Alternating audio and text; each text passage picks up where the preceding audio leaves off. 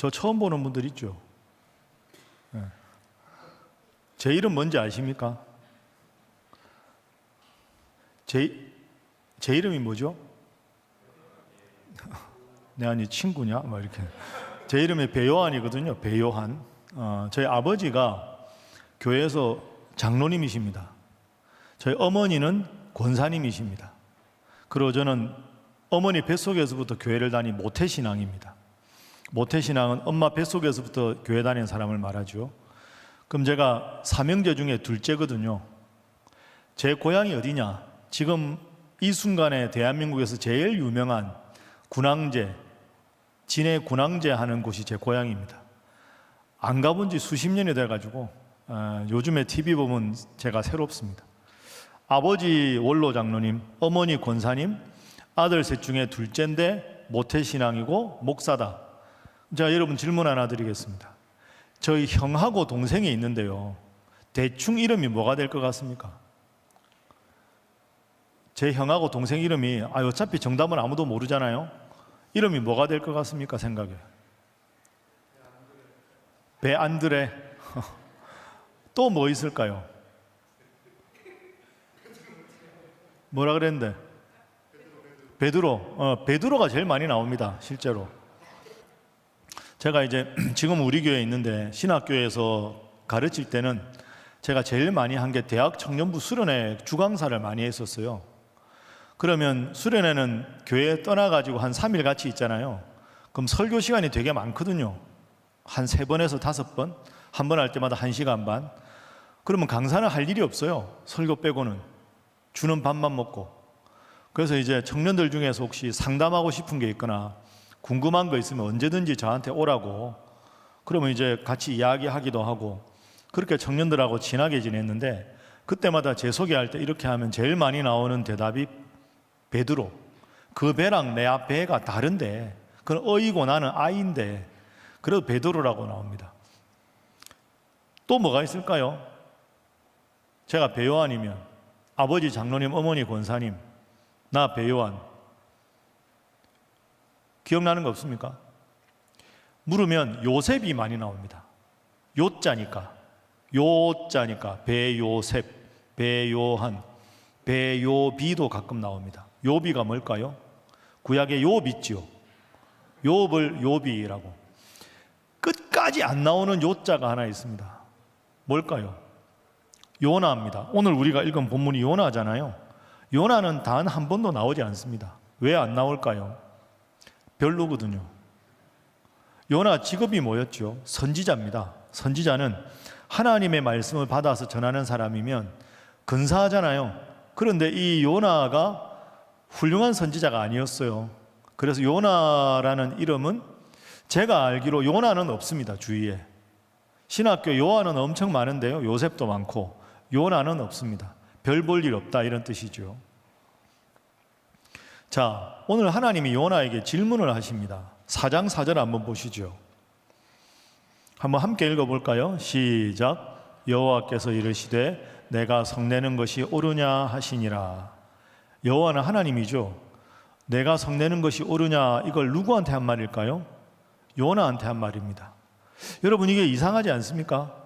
선지자는 사람들 중에 하나님하고 제일 가까운 사람입니다. 하나님 말씀을 받아서 백성들에게 전하는 사람. 근데 요나가 어떻게 했길래 하나님이 너 성내는 것이 옳으냐 이렇게 질문하셨을까? 여러분, 내가 성내는 것이 옳으냐 하는 말은 보통 언제 어떤 상황에서 이런 말을 합니까? 윗사람이 아랫사람한테, 아랫사람이 뭔가 정말 잘못한 게 있는데 화를 꾹꾹 참고 아주 점잖게, 근데 이게 이렇잖아, 차분하게 이렇게 이야기하는데 아랫사람이 자기 잘못에 대해서 전혀 인정하지 않고 아주 건방진 태도로 자꾸 무례하게 하면 윗사람이 참다가 야, 너 태도가 이게 뭐야? 너 지금 이게 뭐야? 너 나한테 성내는 게 맞는 일이야? 이렇게 화를 내는 거거든요. 하나님이 이렇게 화를 사람에게 낸 적이 거의 없습니다. 그 왜 하나님께서 오늘은 이 요나에게 화를 내셨을까? 이 질문에 담긴 뜻이 뭘까? 그걸 한번 생각을 해보도록 하겠습니다.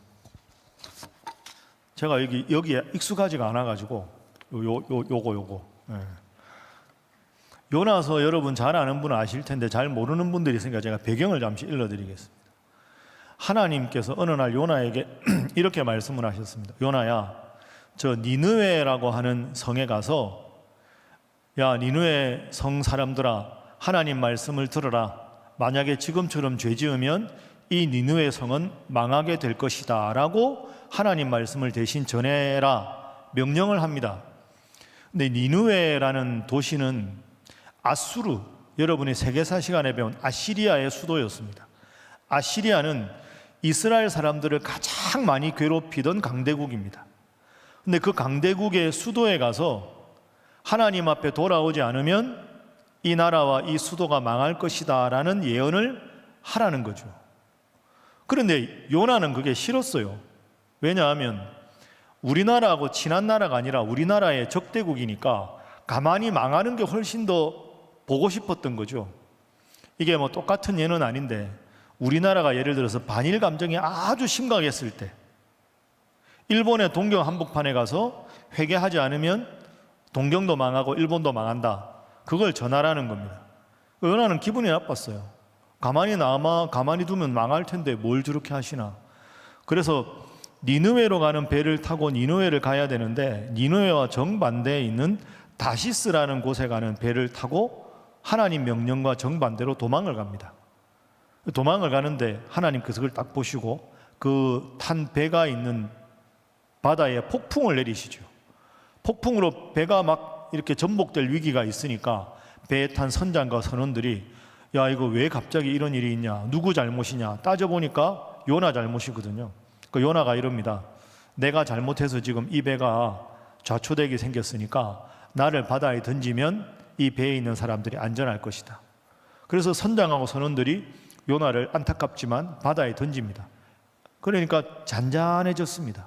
대신에 바다에 빠진 요나는 큰 물고기 뱃속에 들어가서 3일 동안 죽을 고생을 합니다. 그제서야 내가 하나님 앞에 잘못했구나 하고 깨닫지요. 그 하나님께서 죽을 위기에 있는 요나를 살려주십니다. 그러니까 요나 입장에서는 고맙잖아요. 자기가 하나님 명령을 반대해서 갔는데 그래도 하나님이 자기를 살려주셨으니까. 그래서 하나님, 제가 그럼 하나님 말씀대로 하겠습니다 하고는 니느웨로 가서 하나님 말씀을 전합니다. 회개하라. 그러니까 니느웨 사람들이 회개하고 하나님을 믿게 됩니다. 그래서 니느웨는 도시가 멸망되는 게 아니라 구원을 받았다 하는 것이 3장 마지막 절까지의 내용입니다. 그리고 오늘 4장으로 딱 들어가거든요. 자, 그런데 4장에 들어가 보면 문제가 하나 있습니다. 니느웨가 회개를 하는데 요나가 화를 냅니다. 회개하라, 안 그러면 망한다. 회개했잖아요. 그럼 잘 된 거 아닙니까? 그러자 요나가 화를 냅니다. 자, 하나하나 잠깐 확인을 해보겠습니다. 여러분 화면으로 요나서 3장 3절 한번 보시죠. 자, 3절 한번 함께 읽어보겠습니다. 시작. 요나가 여호와의 말씀대로 일어나서 니느웨로 가니라. 니느웨는 사흘 동안 걸을 만큼 하나님 앞에 큰 성읍이더라. 아멘. 그 도시가 엄청 커서 시장이나 사람 많이 모이는 광장에 가서 야, 하나님 앞에 안 돌아오면 이 도시 망한다 하는 거를 외치는데 최소한 3일이 걸린다는 겁니다. 그러니까 요나는 죽을 뻔하다가 하나님이 살려주셨으니까 니느웨로 갔어요. 그런데 요나가 하는 행동을 잘 보십시오. 4절 보시죠. 요나가 그 성읍에 들어가서 며칠 동안 외칩니까? 하루 외칩니다. 저게 무슨 뜻일까요? 최소한 3일이 걸리는데 하루만 외쳤다는 건 아직도 마음에 니느웨에 대한 불편함이 있다는 거죠. 뭐 하나님이 하라고 해서 죽을 위기에 살려주셨으니까 가지만 그래도 나는 아직도 니느웨가 망했으면 좋겠다 하고는 건성으로 그냥 하루 야야 회개해라, 안 그러면 망한다, 40일 있다 망해, 안 들으면 좋겠다 속으로 이렇게 생각하면서 그 말을 한 거죠. 그런데 문제가 생겼어요. 전혀 예기치 않은 방향으로 가는 겁니다. 자, 5절 보십시오. 니느웨 사람들이 요나 말을 듣고 하나님을 믿습니다. 금식을 하고 굵은 베옷을 입습니다. 굵은 베옷은 하나님 잘못했습니다 하고 용서를 구할 때 입는 게 굵은 베옷이거든요. 그것뿐 아니라 6절에 보니까 니느웨를 다스리는 왕에게도 들려서 왕도 왕의 보좌에서 일어나서 왕의 옷을 벗고 굵은 베옷을 입고 제 위에 앉았다. 하나님 용서해 주십시오. 망하지 않게 해 주십시오 하고 용서를 구합니다. 그러니까 하나님 보시기에는 기특하지 않습니까? 니느웨 사람들이 어유 얘네들 구해줘야 되겠다. 그 마지막 3장 10절 보십시오. 결과 하나님이 니느웨 사람들이 행한 것 곧 그 악한 길에서 돌이켜 떠난 것을 보시고 하나님의 뜻을 돌이켜서 그들에게 내리리라고 말씀하신 재앙을 내리지 아니하시니라. 해피엔딩이죠. 잘된 거 아닙니까? 그런데 요나 반응 보시죠. 오늘 우리가 읽었죠. 4장 1절 보십시오. 4장 1절. 자, 함께 읽어봅니다. 시작. 요나가 매우 싫어하고 성내며. 여러분, 이거 어떻게 생각하십니까? 요나가 지금 화내야 되는 상황입니까? 잘 됐다고 다행이라고 생각해야 되는 상황입니까? 선지자라면 하나님 말씀을 자기가 전했는데 그래서 도시가 구원을 받았으니까 다행이다 이렇게 생각해야 되는데, 야 회개해라, 회개해, 안 그러면 망한다. 회개하고 나라가 안 망하니까, 도시가 안 망하니까 화가 난 겁니다. 이게 잘못된 거죠. 이 화를 요나가 주체를 못합니다. 아 이제 확 망해야 되는데 저거 겉으로는 망하지 않도록 회개하라고 해놓고 마음으로는 망해야 되는데 이렇게 생각한 거죠. 근데 안 망했어요. 화가 났습니다. 3절 보십시오. 4장 3절. 여호와여 원하건대 이제 내 생명을 거두어 가소서. 사는 것보다 죽는 것이 내게 나음이니이다. 저게 무슨 뜻일까요? 니느웨가 안 망한 걸 보고 분해서 살고 싶지가 않은 거예요.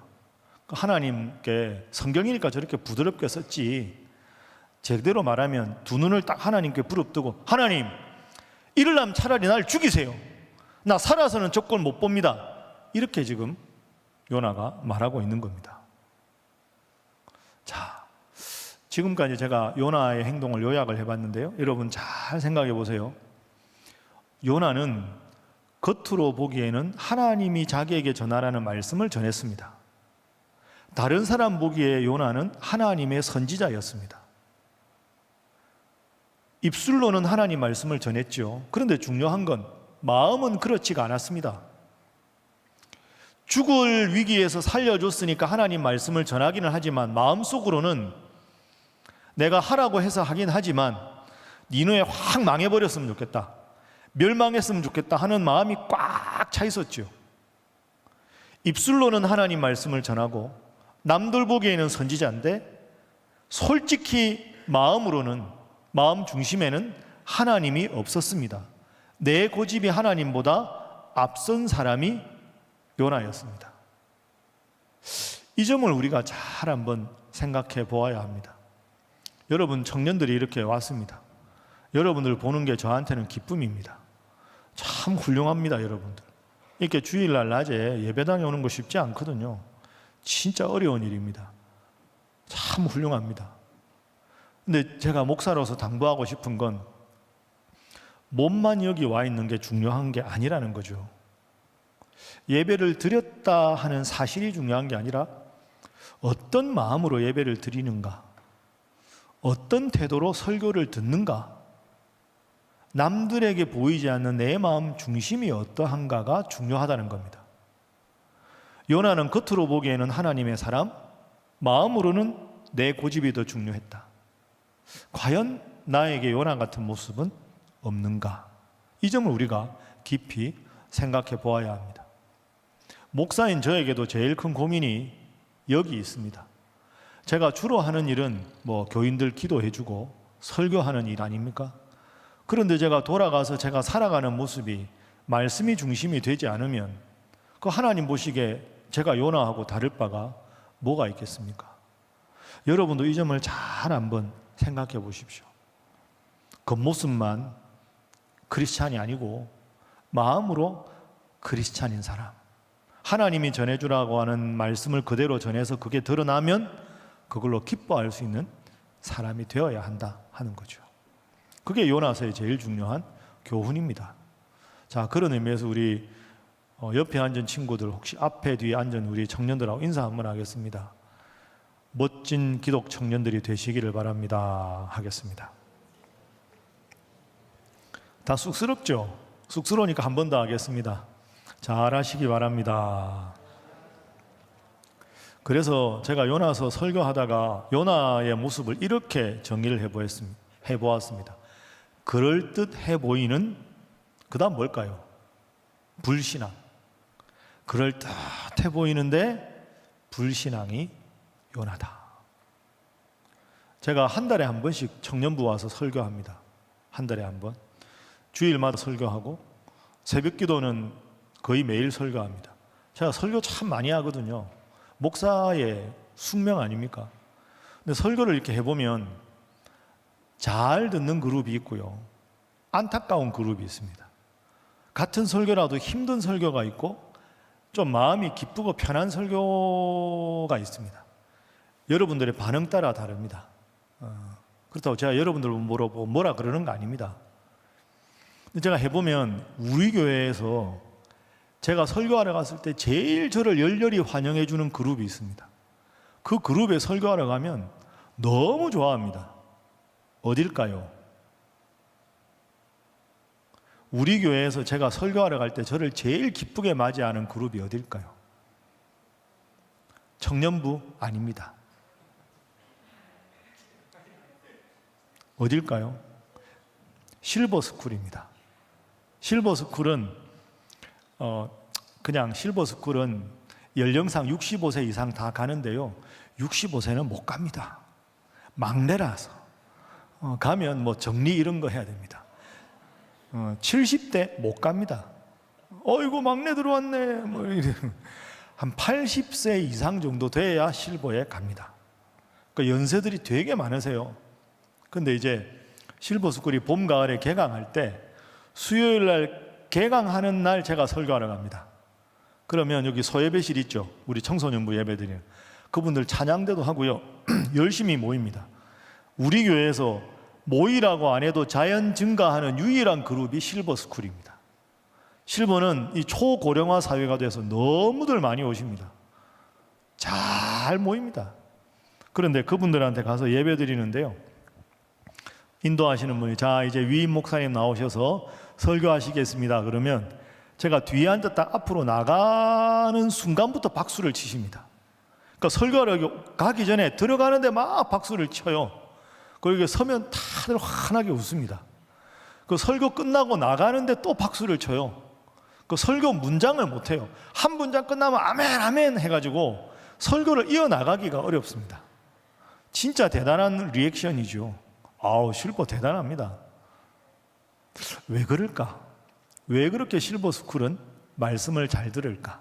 제가 분석을 해봤는데 이유는 두 가지입니다. 첫 번째는 어르신들이 신앙이 좋습니다.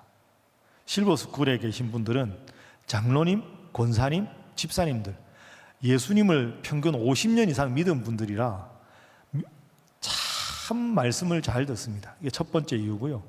두 번째 이유가 있습니다. 두 번째 이유가 뭐냐? 이분들은 인생을 살 만큼 다 살아보니 내 고집 그 중요하지 않더라. 내가 내 인생의 주인이라고 뭔가 해봐야 그게 성공하는 게 아니더라.